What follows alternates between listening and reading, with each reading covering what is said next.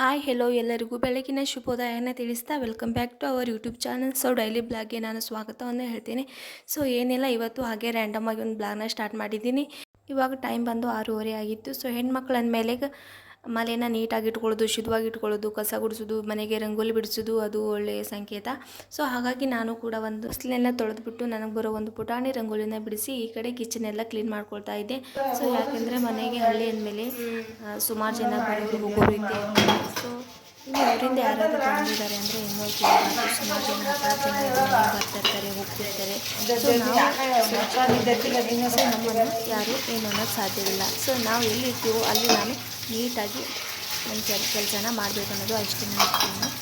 So ನಾನು ಈ ಕಡೆ ಏನು ಮಾಡ್ತಿದ್ದೀನಿ ಅಂದರೆ, ಒಂದು ಸ್ವಲ್ಪ ಪಾತ್ರೆ ಇತ್ತು, ಅದನ್ನೆಲ್ಲ ಕ್ಲೀನ್ ಮಾಡಿಕೊಂಡು ಆಮೇಲೆ ಅತ್ತೆಯವರಿಗೆ ಟೀ ಎಲ್ಲ ಮಾಡಿದ್ರೆ ಆಯಿತು ಅಂತ ಹೇಳಿ ಸೊ ಸ್ವಲ್ಪ ನಾನು ಕಿಚನ್ನೆಲ್ಲ ನೀಟಾಗಿ ಕ್ಲೀನ್ ಮಾಡ್ಕೊಳ್ತಾ ಇದ್ದೆ. ಯಾಕಂದರೆ ನಮ್ಮ ಅತ್ತೆಯವರು ಕೂಡ ಮನೇಲಿ ಒಬ್ಬರೇ ಇರೋದ್ರಿಂದ ಅವರು ಕೂಡ ದಿನ ಕೆಲಸ ಮಾಡಿಕೊಂಡು ಹೊರಗೆ ಹೋಗಬೇಕು. ಹಾಗಾಗಿ ಅವ್ರಿಗೂ ಕೆಲಸ ಸ್ವಲ್ಪ ಕಷ್ಟನೇ ಆಗುತ್ತೆ. ಸೊ ಇಷ್ಟು ದೊಡ್ಡ ಮನೇನ ಮೇಂಟೈನ್ ಮಾಡೋದು ಸೊ ಬೆಟರ್. ಅವರು ಎಷ್ಟು ಚೆನ್ನಾಗಿ ಇಟ್ಕೊಂಡಿದ್ದಾರೆ. ಹಾಗಾಗಿ ನಾವು ಬಂದಾಗ ಕೂಡ ನಾವು ಸ್ವಲ್ಪ ನೀಟ್ನೆಸ್ ಮೇಂಟೈನ್ ಮಾಡಿದ್ರೆ ಸೊ ಇನ್ನೂ ನೀಟಾಗಿ ಕಾಣುತ್ತೆ. ಹಾಗಾಗಿ ಸೊ ಈ ಕಡೆ ಅಂತೂ ಗಿಡಗಳಿಗೆ ಒಂದು ಸ್ವಲ್ಪ ನಾನು ನೀರನ್ನು ಹಾಕ್ತಾಯಿದ್ದೀನಿ. ಯಾಕಂದರೆ ಬೆಳಗ್ಗೆ ಎದ್ದ ತಕ್ಷಣ ಒಳ್ಳೆ ಬಿಸಿಲಲ್ಲಿ ಹಾಕೋಕ್ಕಿಂತಲೂ ಬೆಳಗ್ಗೆ ಹಾಕೋದ್ರಿಂದ ಅದು ಬೇರುಗಳಿಗೆ ಡೈರೆಕ್ಟಾಗಿ ನೀರು ಹೀರೋದು ಜಾಸ್ತಿ. ಹಾಗಾಗಿ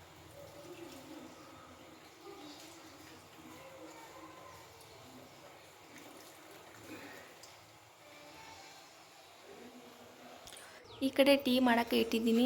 ನಮ್ಮ ಮನೇಲಂತೂ ನೋಡ್ರಿ ಯಾರು ಹಾಲಿನ ಟೀ ಅಂತೂ ಕುಡಿಯೋದೇ. ಸೊ ಎಷ್ಟೇ ಎಮ್ಮೆ ಹಾಲಿದ್ರೂ ಕೂಡ ಅವರು ಮತ್ತೆ ಖಾಲಿ ಟೀನೇ ಕುಡಿತಾರೆ. ಯಾಕೆ ಅವರಿಗೆ ರೂಢಿ ಬಿದ್ದುಬಿಟ್ಟದಂತೆ. ಖಾಲಿ ಟೀ ಬಿಟ್ಟರೆ ಬೇರೆ ಯಾವ ಟೀನೂ ಕುಡಿಯೋದಿಲ್ಲ. ಸೊ ನಮ್ಮ ಮನೆಯವರು ಕೂಡ ಅಷ್ಟೇ ಖಾಲಿ ಟೀನೇ ಕುಡಿಯೋದು.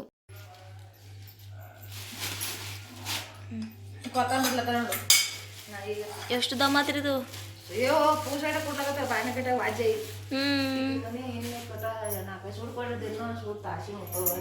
ಚಂದ ಆಗ್ತದ್ರಿ.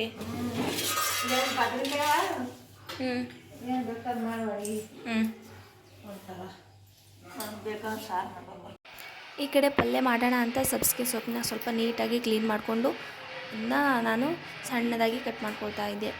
ಈ ಕಡೆ ಅಂತೂ ಫುಲ್ 1 ರೂಪಾಯಿಗೆ ಇಷ್ಟು ದಪ್ಪ ಕಟ್ಟು ಕೊಡ್ತಾಯಿದ್ರು. ನಮ್ಮ ಕಡೆ ಅಂತೂ ಕೇಳಬಾರ್ದು, 20 ರೂಪಾಯಿಗೆ 2 ಅಥವಾ 3 ಕೊಡ್ತಾರೆ.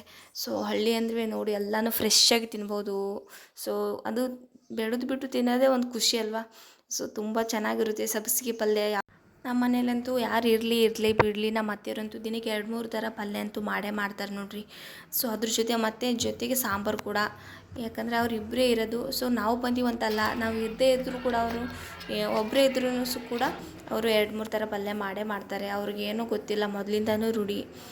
ಹಾಗಾಗಿ ಈ ಕಡೆ ಸ್ವಲ್ಪ ಕ್ಯಾಪ್ಸಿಕಮ್ ಪಲ್ಯ ಮಾಡೋಣ ಅಂತ ನಾನು ಕ್ಯಾಪ್ಸಿಕಮ್ನ ಸ್ವಲ್ಪ ನೀಟಾಗಿ ವಾಶ್ ಮಾಡಿದ್ರೆ ಆಯಿತು ನಾನು ಅಂತ ಕವರಿಂದ ಆಚೆ ತೆಗಿತಾ ಇದ್ದೆ. ಈಗ ತಾನೇ ಜಸ್ಟ್ ಹೊಲದಿಂದ ಕಿತ್ಕೊಂಡ್ಬಂದಿದ್ರು ನಮ್ಮ ಮನೇಲಿ. ಸೊ ಹಾಗಾಗಿ ಅವು ಎಷ್ಟು ಕ್ಯೂಟಾಗಿದ್ದು ಅಂದರೆ ಫುಲ್ ಜವಾರಿಯಾಗಿದ್ದು, ಫುಲ್ ಫ್ರೆಶ್ ಆಗಿದ್ದು. ಸೊ ಅದ್ರ ಪಲ್ಯ ಮಾಡಿದ್ರಂತೂ ತುಂಬ ಚೆನ್ನಾಗಿರುತ್ತೆ. ಚಪಾತಿ, ಪ್ರತಿಯೊಂದು ರೊಟ್ಟಿ ಆಗಿರ್ಬೋದು, ಎಲ್ಲದಕ್ಕೂ ಒಳ್ಳೆ ಕಾಂಬಿನೇಷನು. ನಾನು ಈ ಕಡೆ ಎಲ್ಲ ನಮ್ಮ ಅತ್ತೆಯವರು ಆಚೆ ರೊಟ್ಟಿ ಮಾಡ್ತಾಯಿದ್ರು. ಸೊ ನೋಡೋಣ ಬನ್ನಿ. ಹಾಂ ರೀ, ನಾ ಮಾಡ್ತೀನಿ ಬರ್ರಿ ರೊಟ್ಟಿ. ಇಲ್ಲ ಮಾಡ್ತೀನಿ, ತಡ ಮಾಡ್ಕೊಟ್ಕೊಂಡಿರ್ತೀವಿ ರೊಟ್ಟಿ ಮಾಡ್ಕೆ ಮಾಡಿಟ್ಟು ಮಾಡಿ ನನಗೆ ಹೋಗತ್ತನ. ನಮ್ಮ ಅತ್ತೆಯವ್ರು ನೋಡ್ರಿ ಹಿಂಗೆ ನೋಡ್ರಿ, ನಾವು ಹೇಳೋಕ್ಕಿಂತ ಮುಂಚೆನೇ ಎದ್ಬಿಟ್ಟು ಎಲ್ಲ ಕೆಲಸನೂ ಮಾಡಿ ಮುಗಿಸಿರ್ತಾರೆ. ಸೊ ನಾವು ಮಾಡೋಣ ಅಂದರೆ ಏನು ಕೆಲಸನೇ ಇರೋಲ್ಲ. ಸೊ ನಮಗೆ ಬೇಕಾದರೆ ಏನಾದರೂ ಸ್ವಲ್ಪ ನಾಷ್ಟ ಅದು ಇದು ಮಾಡ್ಕೊಳ್ಳೋದು ಅಷ್ಟೇ ನಾವು ಮೇಲಿಂದ. ಅದು ಬಿಟ್ಟರೆ ಯಾವ ಕೆಲಸನೂ ಇಡೋದಿಲ್ಲ. ಹಾಗಾಗಿ ನಾನು ಈ ಕಡೆ ಸ್ವಲ್ಪ ಕ್ಯಾಪ್ಸಿಕಮ್ ಪಲ್ಯ ಮಾಡಿದ್ರಾಯ್ತು ಅಂತ ಅದನ್ನ ನಾನು ಒಗ್ಗರಣೆ ಹಾಕ್ತಾಯಿದ್ದೀನಿ. ಕ್ಯಾಪ್ಸಿಕಮ್ ಗ್ರೇವಿ ಮಾಡಿದರೆ ಪ್ರತಿಯೊಂದಕ್ಕೂ ಸರಿ ಹೋಗುತ್ತೆ. ಅನ್ನದ ಜೊತೆ ಕೂಡ ತುಂಬ ಒಳ್ಳೆ ಕಾಂಬಿನೇಷನ್, ಅದು ಒಳ್ಳೆ ಟೇಸ್ಟ್ ಕೊಡುತ್ತೆ. ಸೊ ನೀವು ಕೂಡ ಈ ರೀತಿಯಾಗಿ ಒಂದು ಸಾರಿ ಕ್ಯಾಪ್ಸಿಕಮ್ ಕರಿನ ಟ್ರೈ ಮಾಡಿ, ತುಂಬ ಚೆನ್ನಾಗಿರುತ್ತೆ. ಅದರಲ್ಲೂ ಜವಾರಿ ಕ್ಯಾಪ್ಸಿಕಮ್ ಇದ್ದರೆ ಇನ್ನೂ ಒಳ್ಳೆ ಟೇಸ್ಟ್ ಕೊಡ್ತದೆ. ಸೊ ದಪ್ಪ ಇರ್ತಾವಲ್ಲ, ಅದ್ರದ್ದು ಅಷ್ಟೊಂದು ನನಗಿಷ್ಟ ಆಗೋದಿಲ್ಲ. ಸೊ ಈ ರೀತಿ ತುಂಬ ಚೆನ್ನಾಗಿರುತ್ತೆ. ಈ ಕಡೆ ಸ್ವಲ್ಪ ಪೂಜೆನ ಮಾಡ್ಕೊಳ್ತಾ ಇದ್ದೀನಿ ನಾನು ಸೊ ನಮ್ಮ ಮನೇಲಿ ನೋಡ್ರಿ ಪೂಜೆ ಮಾಡೋಕ್ಕೆ ಮಿನಿಮಮ್ ಏನಿಲ್ಲ ಅಂದರೂ 1 ಅವರ್ ಬೇಕೇ ಬೇಕು. ಸೊ ಯಾಕಂದರೆ ನಮ್ಮ ಅತ್ತೆಯವರು ಅಷ್ಟೊಂದು ದೇವ್ರುಗಳನ್ನು ಮಾಡಿದ್ದಾರೆ. ಸೊ ಅವರು ಭಕ್ತಿ ಜಾಸ್ತಿ ದೇವ್ರ ಮೇಲೆ. ಹಾಗಾಗಿ ಸೊ ನಾವು ಏನಾದರೂ ಪೂಜೆ ಮಾಡೋಕೆ ನಿಂತರೆ ನಮಗಂತೂ 1 ಅವರ್ ಬೇಕೇ ಬೇಕು.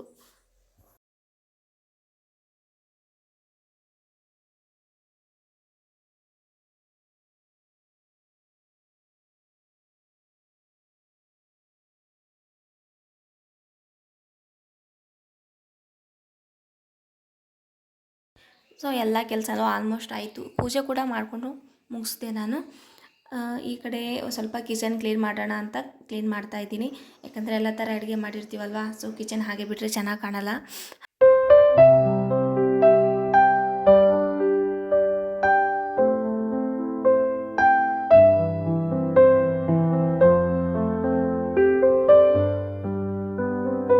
ಹಳ್ಳಿ ಜೀವನ ಎಷ್ಟು ಚೆಂದ ಅಲ್ವಾ. ಬೆಳಗ್ಗೆ 10 ಗಂಟೆ ಆಗೋದ್ರಲ್ಲೇ ಎಲ್ಲ ಕೆಲಸನೂ ಮಾಡಿ ಮುಗಿಸ್ಬಿಟ್ಟು ಕೂತ್ಬಿಡ್ಬೋದು. ಸೊ ಆರಾಮ್ಸೆ ಏನಾದರೂ ಮಧ್ಯಾಹ್ನ ಕೆಲಸ ಇದ್ದರೆ ಆರಾಮ್ಸೆ ನಿಧಾನಕ್ಕೆ ಮಾಡ್ಕೋಬೋದು. ಸೊ ಮಧ್ಯಾಹ್ನ ಒಂದು ಟೈಮು, ರಾತ್ರಿ ಒಂದು ಟೈಮು, ಸೊ ರಾತ್ರಿ ಮಾಡ್ಬೋದು. ಸೊ ಮಧ್ಯಾಹ್ನ ಅಂತ ಅಡುಗೆ ಮಾಡೋಂಗೆ ಇಲ್ಲ, ಯಾಕಂದರೆ ಬೆಳಗ್ಗೆನೇ ಎಲ್ಲ ಆಲ್ಮೋಸ್ಟ್ ರೊಟ್ಟಿ, ಚಪಾತಿ, ಅನ್ನ, ಸಾಂಬಾರು ಎಲ್ಲನೂ ಮಾಡಿ ಮುಗಿಸಿಬಿಟ್ಟಿರ್ತಾರೆ. ಸೊ ನಾವು ಕೂಡ ಸ್ವಲ್ಪ ಬೇಗ ಬೇಗ ಕೆಲಸ ಮುಗಿಸ್ಕೊಂಡು ಸೊ ಒಂದು 4-5 ಗಂಟೆಗೆ ಹೊಲ ನೋಡ್ಕೊಂಡು ಬರೋಣ ಅಂತ, ಹಾಗಾಗಿ ಎಲ್ಲ ಕೆಲಸನೂ ಬೇಗನೆ ಮುಗಿಸ್ತಾ ಇದ್ದೀನಿ. ಯಾಕಂದರೆ ಬಂದಮೇಲೆ ಕೆಲಸ ಹುಡಿದ್ರೆ ಚೆನ್ನಾಗಿರಲ್ಲ. ಸೊ ಹೊಲ ಎಲ್ಲ ಸುತ್ತಾಡ್ಕೊಂಡು ನೋಡಿಕೊಂಡು ಬರೋದು, ಸೊ ಈ ಥರ ಎಲ್ಲ ಒಂಥರ ಖುಷಿ ಅಲ್ವಾ. ಸೊ ಅದರಲ್ಲೂ ನನಗೆ ಹೊಲದಲ್ಲಿ ಕೂತ್ಕೊಂಡು ಎಲ್ಲರ ಜೊತೆ ಊಟ ಮಾಡೋದಂದ್ರೆ ತುಂಬಾ ಇಷ್ಟ. ಸೊ ನಿಮಗೂ ಯಾರಿಗೆಲ್ಲ ಇಷ್ಟ ಇರ್ಬೋದು ಅಂತ ಹೇಳ್ಕೊತೀನಿ. ಯಾಕಂದರೆ ಹಳ್ಳಿ ಜೀವನ ಇಷ್ಟಪಡೋರೆಲ್ಲ ಈ ಥರ ಲೈಫ್ನ ತುಂಬ ಇಷ್ಟಪಡ್ತಿರ್ತಾರೆ. ಈ ಕಡೆ ನೋಡಿ ನಮ್ಮತ್ತೆ ಹಸಿಮೆಣ್ಸಿನ್ಕಾಯಿ, ಖಾರ, ಅದು ಇದು ಎಲ್ಲನೂ ರೆಡಿ ಮಾಡಿ ಬುತ್ತಿ ಕಟ್ತಾಯಿದ್ರು. A few moments later.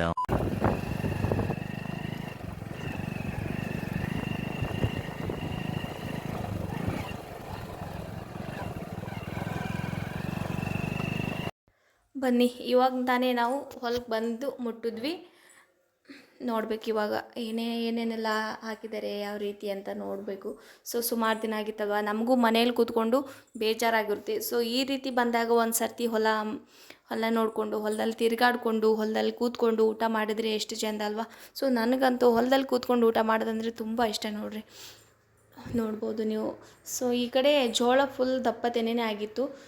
ಅದ್ರ ಪಕ್ಕದಲ್ಲೇ ಗೋಧಿ ಕೂಡ ಹಾಕಿದ್ರು, ಅದನ್ನು ಕೂಡ ಫುಲ್ ಒಣಗೋಗಿತ್ತು. ಇನ್ನೇನು ರಾಶಿ ಮಾಡ್ತಾರೇನೋ ಅಷ್ಟೇ. ಸೊ ಒಂದು 2-3 ದಿನದಲ್ಲಿ ರಾಶಿನೂ ಕೂಡ ಮಾಡ್ಬೋದು. ಫುಲ್ ಒಣಗೋಗಿತ್ತು, ಗೋಧಿ ಕೂಡ ದಪ್ಪ ಆಗಿತ್ತು. ಜೋಳ ತೆನೆನೂ ತುಂಬ ದಪ್ಪ ಚೆನ್ನಾಗಿ ಬಿಟ್ಟಿದ್ದು ಅದನ್ನು ಕೂಡ. ಸೊ ತುಂಬ ಖುಷಿ ಆಗ್ತಿತ್ತು ನೋಡಲಿಕ್ಕೆ. ಈ ಕಡೆ ಒಂದು ಸೈಡು ಕಬ್ಬೆಲ್ಲ ಕಳಿಸ್ಬಿಟ್ಟಿದ್ರು. ಬನ್ನಿ ನೋಡೋಣ. ಜೋಳ ಹಾಕಿದ್ದಾರೆ ಅಂದಮೇಲೆ ಗುಬ್ಬಿಗಳು, ಹಕ್ಕಿ ಪಕ್ಷಿಗಳು ಜಾಸ್ತಿ ಕೂಡುತ್ತಲ್ವ, ಹಾಗಾಗಿ ಸೊ ಬೆಳಗ್ಗೆ ಒಂದು ಟೈಮು, ರಾತ್ರಿ ಒಂದು ಟೈಮು ಅವು ಹಕ್ಕಿಗಳು ಹೊಡ್ಯೋಕ್ಕೆ ಬರಲೇಬೇಕು ನೋಡ್ರಿ. ನಮ್ಮ ಮಾಮವ್ರು ದಿನ ಹೊಡೆದ್ರದು ಸುಸ್ತಾಗಿರ್ತಾರೆ. ಸೊ ಇವತ್ತೊಂದು ದಿನ ನಾನು ಹೊಡಿತೀನಿ ಅಂತ ನಮ್ಮ ಮನೆಯವರು ಹೊಡಿತಾಯಿದ್ರು. ಸೊ ಅವರು ಅದೇನೋ ತೊಗೊಂಡು ಬಾರಿಸ್ತಾಯಿದ್ರು. ಸೊ ನನಗಂತೂ ಒಂಥರ ಫುಲ್ ಎಕ್ಸೈಟ್ ಆಗಿದೆ ಯಾವ ರೀತಿ ಬಾರಿಸ್ತಾರೆ ಅಂತ. ಅದು ನೋಡಬಾರ್ದು, ಒಂದು ಕಡೆ ಕೂತ್ಕೊಂಡು ಹೊಡೆದ್ರೆ ಇನ್ನೊಂದು ಕಡೆ ಹಕ್ಕಿಗಳು ಕೂಡ್ತಾಯಿದ್ದು. ಸೊ ಸಿಕ್ಕಾಪಟ್ಟೆ ಹಕ್ಕಿಗಳಲ್ವ. ಸೊ ಅದರಲ್ಲಿ ತೆನೆ ದಪ್ಪ ಆದಂಗೆ ಇನ್ನೂ ಜಾಸ್ತಿ ಹಕ್ಕಿಗಳು ಬರ್ತವೆ. ಅವಕ್ಕೂ ಸ್ವೀಟ್ ಇರ್ತಾವಲ್ವ ತೆನೆ, ಹಾಗಾಗಿ ತಿನ್ನೋದಕ್ಕೆ ಅಂತ. ಸೊ ನಮ್ಮ ಅತ್ತೆಯರು ನೋಡ್ರಿ ಈ ಕಡೆ ಎಲ್ಲ ಥರ ಆಗಿಬಿಟ್ಟಿದ್ರು, ಇದೇ ಇಲ್ಲ ಅನ್ನೋ ಆಗಿಲ್ಲ. ಸೊ ನಾವು ಒಂದು ವೇಳೆ ಬುತ್ತಿ ಏನಾದ್ರು ಕಟ್ಕೊಳ್ದೆ ಹಾಗೆ ಬಂದರೂ ಕೂಡ ನಮಗೆ ಯಾವುದೇ ರೀತಿ ನಾವು ಹಸ್ಕೊಂಡು ಮನೆಗೆ ಹೋಗಬೇಕು ಅನ್ನೋದೇ ಇಲ್ಲ. ಯಾಕಂದರೆ ಸೊ ನಾವು ಆರಾಮ್ಸೆ ಹೊಲದಲ್ಲಿ ಬೆಳೆದಿರೋ ಪ್ರತಿಯೊಂದನ್ನು ತಿಂದ್ಕೊಂಡು ನಾವು ಹೊಟ್ಟೆ ತುಂಬಿಸ್ಕೊಂಡು ನಾವು ಮನೆಗೆ ಹೋಗ್ಬೋದು. ಸೊ ಯಾವ ರೀತಿ ಅಂದರೆ ಸುಲ್ಗಾಯಿ ಮತ್ತು ಪ್ರತಿಯೊಂದು ಹಣ್ಣುಗಳು ಮತ್ತು ತೆಂಗಿನಕಾಯಿಗಳು, ಪ್ರತಿಯೊಂದು ರೀತಿ ನಾವು ಯಾವುದೇ ರೀತಿ ಖಾಲಿ ಬಂದ್ರೂ ನಾವು ಹೊಲದಲ್ಲಿ ಬಂದ್ರೂ ಹೊಟ್ಟೆ ತುಂಬಿಸ್ಕೊಂಡು ಹೋಗ್ಬೋದು. ಸೊ ಎಷ್ಟು ಚೆಂದ ಅಲ್ವಾ. ಈ ರೀತಿಯಾಗಿ ನಾವು ಹೊಲದಲ್ಲಿ ನಾವೇ ಬೆಳೆದುಕೊಂಡು ನಾವೇ ತಿನ್ನೋದ್ರಿಂದ ಸೊ ಅದರಲ್ಲಿ ಸಿಗೋ ಖುಷಿ ಅಂತಿಂಥದ್ದೆಲ್ಲ ತುಂಬಾ ಖುಷಿ ಕೊಡುತ್ತೆ. ಯಾಕಂದರೆ ಮತ್ತು ನಾವು ಬೆಳೆದಿರೋದ್ರಿಂದ ನಮಗೊಂದು ನಂಬಿಕೆ ಇರುತ್ತೆ. ಯಾಕಂದರೆ ಯಾವುದೇ ರೀತಿ ನಾವು ಕೆಮಿಕಲ್ ಇಲ್ಲದೆ ಯೂಸ್ ಮಾಡೋದ್ರಿಂದ ಸೊ ನಮ್ಮ ಆರೋಗ್ಯಕ್ಕೂ ಕೂಡ ಒಳ್ಳೆಯದು ಮತ್ತು ನಮ್ಮ ಜೀವನ ಶೈಲಿಗೂ ಒಂದು ಒಳ್ಳೆಯದು. ಮತ್ತು ನಮ್ಮ ಅತ್ತೆಯವ್ರು ನೋಡಿರಿ ಯಾವುದೇ ರೀತಿ ಏನೇ ಬೆಳೆದ್ರು ಸೊ ಇನ್ನೊಬ್ರಿಗೆ ಮಾರೋದಿಲ್ಲ. ಸೊ ನಮಗೆ ನಮ್ಮ ಮನೆಗೆ ಆಗಲಿ, ಎಷ್ಟು ದಿನ ಆಗೋವರೆಗೂ ನಮ್ಮ ಮನೆಗೆ ಆಗಲಿ ಅಂತಲೇ ಬೆಳೀತಾನೆ ಇರ್ತಾರೆ. ಸೊ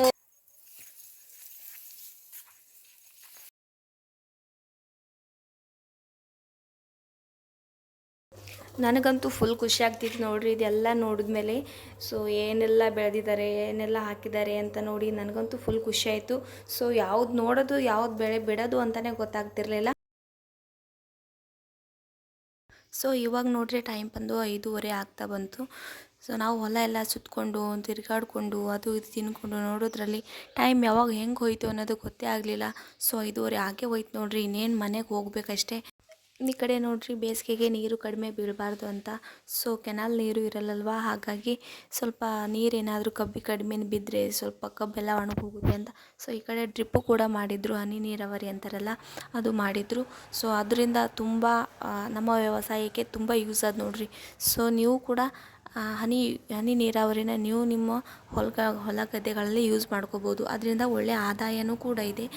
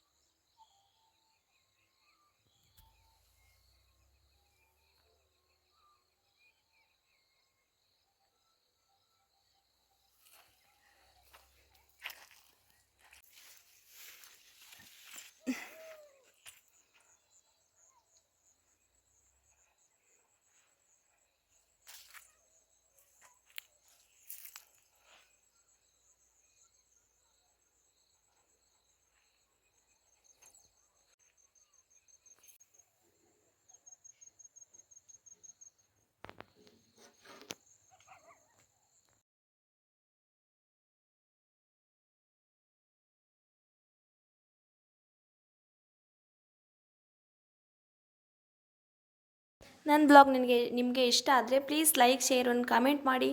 ಸೊ ನೆಕ್ಸ್ಟ್ ವೀಡಿಯೋದೊಂದಿಗೆ ಮತ್ತೆ ಸಿಗ್ತೀನಿ. Thank you for watching.